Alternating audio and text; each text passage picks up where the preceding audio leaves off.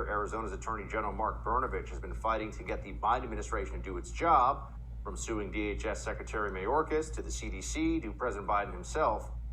AG Brnovich is doing everything in his power to protect his community, stop the White House from rescinding Title 42. Attorney General for the state of Arizona joins me now. AG Brnovich, good to have you, sir. Thank you, Bob, for having me. I really appreciate it. So just tell me this. The end of Title 42 would be a problem, but as I understand it, Mr. Attorney General, the reality of Title 42 as it is at the border right now, whether it's Arizona, Texas, you name it, is that they're not really using it except against illegal Mexican and Central American migrants. What's going on? Yeah, I mean, you mentioned this, that we've been involved in so many lawsuits against the Biden administration, trying to force them to do their job. Now, we went into court, we led the coalition, our lawyers argued that the Biden administration could not rescind Title 42. And what we had found out they were doing was they were trying to play these games where they were trying to create exclusions and exceptions for people from certain countries. And the court told them they could not do that. But we have seen the Biden administration in the past, when we sued him over the permanent guidance, or that time it was temporary guidance, where they were not deporting people, deportation orders. They would tell the court they're doing it, and they would slightly tweak the policy, and then they would say, well, we're following that decision, but then they would change and create a new policy. So the one thing that has been very consistent is the Biden administration is trying to systematically undermine the rule of law and basically eradicate our entire southern border. I know folks like we've talked about this, where we thought at one point they maybe wanted to abolish ICE, but it's clear they just want to eradicate the southern border. So that's why I keep having to go into court and keep getting these injunctions, keep getting these restraining orders, just to try to get the Biden administration to do their actual job. And Title 42 is one of the last things we have left in our toolbox. So I'm doing everything I can to save it. Here's a list of some of the cases you've brought. Arizona v. Garland, challenging DHS fast-track asylum system. Arizona v. CDC, challenging the revocation of Title 42, as we were just discussing.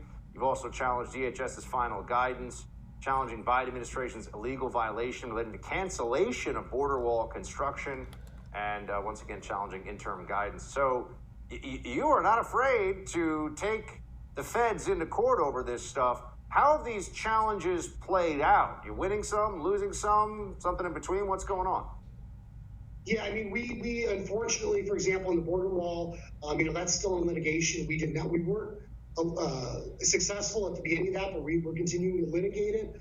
One thing you did not mention is that I literally argued at the U.S. Supreme Court in February over the public charge rule, and this is where the Biden administration is trying to give government welfare benefits to non-citizens. And so I'm very confident we're going to win that case, but we have to take that all the way to the U.S. Supreme Court. We got the restraining order to stop Title 42 from being revoked. And, on the permanent guidance, some of these other cases are still winding their way through the courts. And unfortunately, what the Biden administration has shown is a complete disregard, not only for administrative procedures, but they're shredding the Constitution of the process. And so I'm doing everything I can, Buck, to try to hold them accountable and to try to force them to just follow the existing law. And so, we've been very successful in some cases. In some cases, we literally are having to take to the U.S. Supreme Court to make sure the court orders the Biden administration to just follow the law and do the right thing. So with that in mind, what would need to happen right now, obviously a federal judge has said Title 42 cannot be rescinded as it currently stands. At some point, it will be rescinded, one would assume, right? It's a pandemic-related CDC authority. So what would have to happen for it to be legal, and what would be the changes necessary from your perspective that the Biden administration could make so that they wouldn't get the massive surge? I mean, we already have a huge caravan of, they estimate 10 to 15,000 on the way. So what could they do differently? And then how could we and then what happens when Title 42 goes? Yeah, look, Title 42, I think we all recognize, it's like the little kid, the story about holding the finger in the dike. I mean, that's all we're doing. These are stopgap measures. And it's because the Biden administration is failing to build a wall, which we know was working. They tried to rescind the Remain in Mexico policy. They aren't deporting people deportation orders. They're trying to incentivize and monetize people coming here by giving government benefits. We're trying to stop that.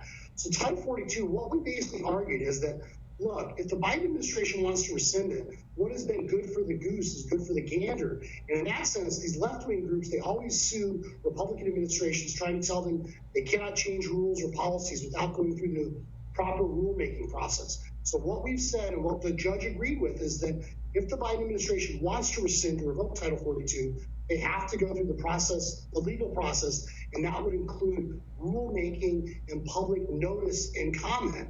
And so, yeah, ultimately, if the administration wants to change that policy, they can, but we've argued that they have to do it in the legally correct way. And that basically means the states get to have input saying this is how this will affect us, and this is how illegal immigration is impacting us all over the country. So they have to provide that notice, and they have to provide public input and notice and comment from the states as well. So you are currently the Attorney General in Arizona. You are running for a Senate seat on the Republican side from your state. You have a primary to get through here with your primary opponent being Blake Masters. Donald Trump, former president of the United States, endorsed Masters, and today he put out a statement. I wanted to let you react to it, Mr. Attorney General. He said that Mark Brnovich is such a disappointment to me. He is the current Arizona Attorney General, and while he understands what took place in the 2020 presidential election and that it was rigged and stolen, he only views it as something he would not like to see happen again. That was a statement that former President Trump put out. How do you respond to that? I mean, I think I've heard your policies and I've seen a lot of what you've done as Attorney General. It would seem to be in line with President Trump's ideology. So what happened here?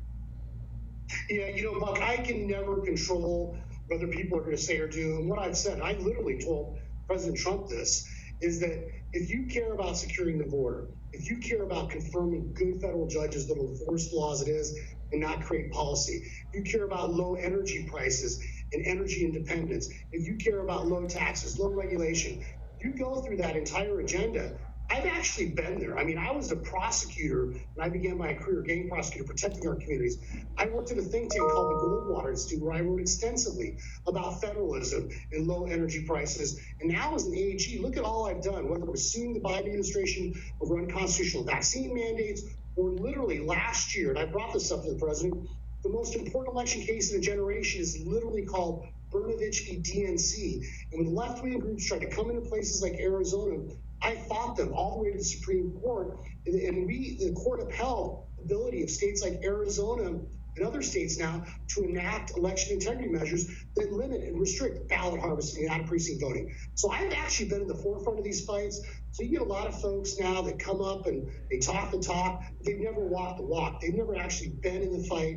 And they can say a lot of things now, but where's the evidence? Where's the receipts, as kids say nowadays, with what they've actually done? And I've been in the forefront of this.